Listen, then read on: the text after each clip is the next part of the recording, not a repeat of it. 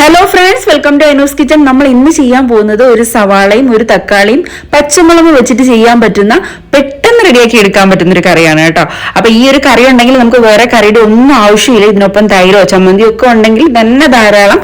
പക്ഷെ ഇത് മാത്രം കൂട്ടി നമുക്ക് ചോറ് കഴിക്കാം കേട്ടോ.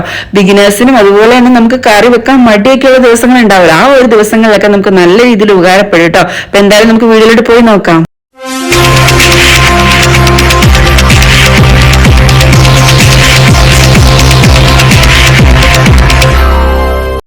നമ്മുടെ കറി റെഡിയാക്കി എടുക്കാനായിട്ട് ഒരു സവാള, ഒരു തക്കാളി, 2 പച്ചമുളക്, പിന്നെ ചെറിയൊരു നെല്ലിക്ക വലുപ്പത്തിൽ നമ്മൾ പുളിയും കൂടി എടുത്തു വെച്ചിട്ടുണ്ട് കേട്ടോ.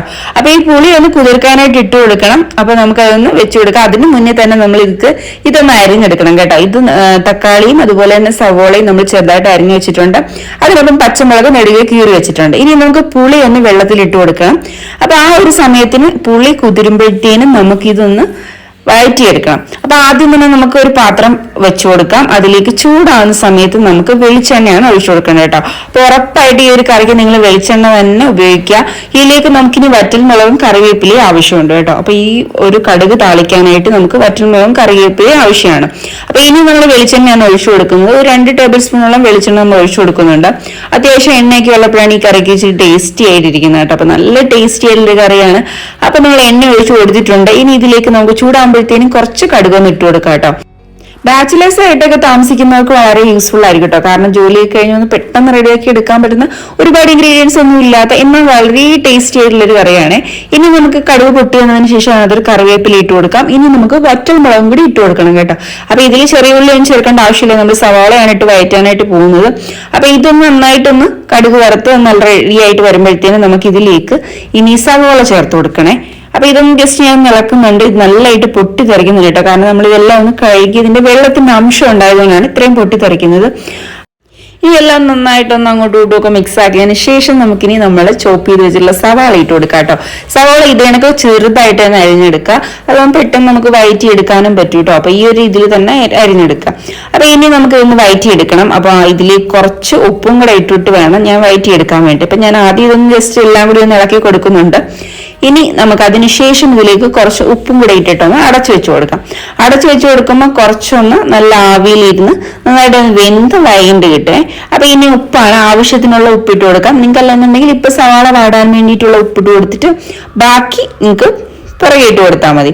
അപ്പൊ ഇനി നമുക്ക് ഇതൊന്ന് അടച്ചു വെക്കാം. ഒരു 2-3 മിനിറ്റ് കഴിയുമ്പോഴത്തേനും ഇതൊന്ന് ജസ്റ്റ് ഇളക്കി കൊടുക്കണം. ഇളക്കി കൊടുത്തില്ലെങ്കിൽ കരിഞ്ഞു പോവും. അതുപോലെ തന്നെ ഒരുപാട് അങ്ങ് ഹൈ ഫ്ലെയിമിൽ വെക്കാണ്ട് ഒരു മീഡിയം ഫ്ലെയിമിൽ വെച്ചാൽ മതി കേട്ടോ. അപ്പൊ ഇതൊന്ന് ഇടയ്ക്കിടയ്ക്ക് ഒന്ന് ഇളക്കി കൊടുത്തു കഴിഞ്ഞാൽ സെറ്റ് ആയിട്ട് തന്നെ ഇരിക്കും. അപ്പൊ ഇനി ഇതിനിടയ്ക്ക് പച്ചമുളക് കൂടി ഇട്ട് കൊടുക്കണം. നമ്മൾ പച്ചമുളക് നേരത്തെ ഇട്ട് കൊടുത്തിട്ടില്ലായിരുന്നു, വറ്റൽമുളക് മാത്രമേ ഇട്ട് കൊടുത്തിട്ടുള്ളായിരുന്നു കേട്ടോ. അപ്പൊ ഈ പച്ചമുളകിന്റെ എരിവ് അനുസരിച്ചിട്ട് വേണം നിങ്ങൾ ഇനി ഇതിലേക്ക് മുളക് പൊടി ചേർക്കുമ്പോൾ അതനുസരിച്ച് ചേർത്ത് കൊടുക്കുക. അപ്പൊ ഇനി നമുക്ക് എല്ലാം കൂടെ ഒന്ന് വഴറ്റി ഒന്നും കൂടെ ഒന്ന് അടച്ചു വയ്ക്കാം. അപ്പൊ നമ്മുടെ Anu's kitchen YouTube channel first give away നമ്മൾ അനൗൺസ് ചെയ്തിട്ടുണ്ടായിരുന്നു. സ്മാർട്ട് വാച്ചാണ് നമ്മൾ ഗിഫ്റ്റ് ആയിട്ട് കൊടുക്കാൻ പോകുന്നത്. അപ്പൊ നിങ്ങൾ ഇതുവരെയും പാർട്ടിസിപ്പേറ്റ് ചെയ്തില്ലെങ്കിൽ പാർട്ടിസിപ്പേറ്റ് ചെയ്യാൻ മറക്കണ്ട. അതിന്റെ വീഡിയോ ഞാൻ ഇതിനൊപ്പം തന്നെ ചേർത്ത് കൊടുക്കാം കേട്ടോ. അപ്പൊ നിങ്ങളുടെ ഉള്ളി നന്നായിട്ടൊന്ന് വഴണ്ടി വന്നിട്ടുണ്ട്. ഇനി ഇതിലേക്ക് നമുക്ക് തക്കാളി ഇട്ട് കൊടുക്കാം. തക്കാളി നന്നായിട്ട് ഇളക്കി കൊടുക്കാം. അതിനുശേഷം ഒന്ന് അടച്ചു വെച്ച് കഴിഞ്ഞാൽ ആവിയിൽ പെട്ടെന്ന് ഒന്ന് വെന്തിട്ട് നന്നായിട്ട് തന്നെ വഴണ്ടി കിട്ടും. അപ്പൊ ഇതൊന്ന് അടച്ചു വെക്കാം. അടച്ചു വെച്ച് കുറച്ച് കഴിയുമ്പോഴത്തേക്കും നമ്മൾ ഇതാണ്ട് ഇതുപോലെ എടുക്കുന്ന സമയത്ത് തക്കാളി നന്നായിട്ട് വെന്ത് നല്ല വഴണ്ട് വന്നിട്ടുണ്ടാവും. ഇനി ഇതിലേക്ക് നമുക്ക് പൊടികളാണ് ചേർത്ത് കൊടുക്കേണ്ടത്. അപ്പൊ എല്ലാം കൂടെ നന്നായിട്ടൊന്ന് നമ്മൾ ഒന്നും കൂടെ മിക്സ് ആക്കി എടുത്ത് ഒന്ന് വഴറ്റി എടുക്കാം. അതിനുശേഷം നമുക്ക് ഇതിലേക്ക് പൊടികൾ ചേർത്ത് കൊടുക്കാം. അപ്പൊ ഒരു 1/4 ടീസ്പൂൺ മഞ്ഞൾപ്പൊടിയാണ് നമ്മൾ ആദ്യം ചേർത്ത് കൊടുക്കാനായിട്ട് പോകുന്നത്.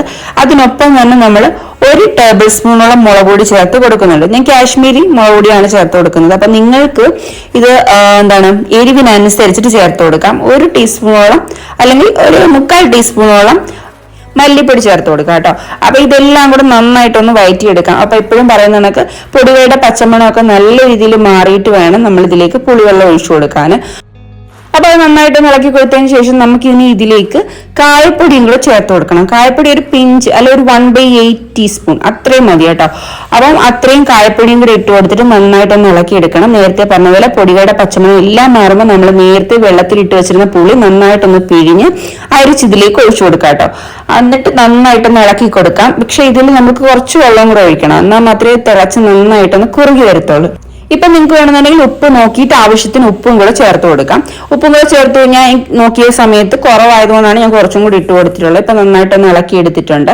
ഇനി നമുക്ക് ഇതിലേക്ക് ഒരു 1/4 കപ്പ് വെള്ളം, അത്രയും മതി കേട്ടോ, 1/4 കപ്പ് വെള്ളം കൂടി ഒഴിച്ചു കൊടുത്ത് നന്നായിട്ടൊന്ന് തിളയ്ക്കാനായിട്ട് അടച്ചു വെച്ചു കൊടുക്കാം. ഇനി നമ്മൾ എടുത്തിരിക്കുന്ന ചെറിയൊരു പീസ് ശർക്കരയാണ് കേട്ടോ.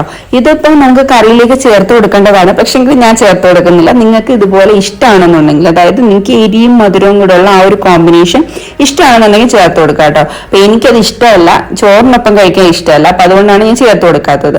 അപ്പൊ നമ്മുടെ കറി താണ്ട് തിളച്ച് നല്ല രീതിയിലൊന്ന് കുറുകി വരുന്നുണ്ട്. നിങ്ങളുടെ വേറെ കറികൾ ഉണ്ടെന്നുണ്ടെങ്കിൽ നിങ്ങൾ ഇത് ഒരുപാട് ലൂസ് ആക്കി എടുക്കണ്ട, കുറച്ച് തിക്കായിട്ട് തന്നെ എടുക്കുക. അതായത് നമ്മൾ സ്പൂണിൽ ഇങ്ങനെ കോരി എടുക്കുന്ന ഒരു ടൈപ്പ് ഉണ്ടല്ലോ, ആ ഒരു കറിയാക്കി എടുക്കാം. നിങ്ങളുടെ അടുത്ത് തൈര് അല്ലെങ്കിൽ മോര് പുളിശ്ശേരി അങ്ങനെയൊക്കെ ഉണ്ടെന്നുണ്ടെങ്കിൽ നിങ്ങൾക്ക് അങ്ങനെ ചെയ്യാം കേട്ടോ. അപ്പൊ ഇല്ലാന്നുണ്ടെങ്കിൽ നിങ്ങൾക്ക് ഈ ഒരു കറിയാണ് ചോറിനൊപ്പം ഉണ്ടെന്നുണ്ടെങ്കിൽ ഇങ്ങനത്തെ ഇത്രയും ലൂസ് ആക്കി തന്നെ എടുക്കാം. ഈ ഒരു രീതിയിൽ എടുത്താൽ നല്ല ടേസ്റ്റിയാണ്. അപ്പൊ ഈ 2 രീതിയിൽ നിങ്ങൾക്ക് എടുക്കാം കേട്ടോ, നിങ്ങളുടെ ഇഷ്ടത്തിനനുസരിച്ച് എടുക്കാം. അപ്പൊ നിങ്ങൾ അടിപൊളിയായിട്ടുള്ള കറി റെഡി ആയിട്ടുണ്ട്.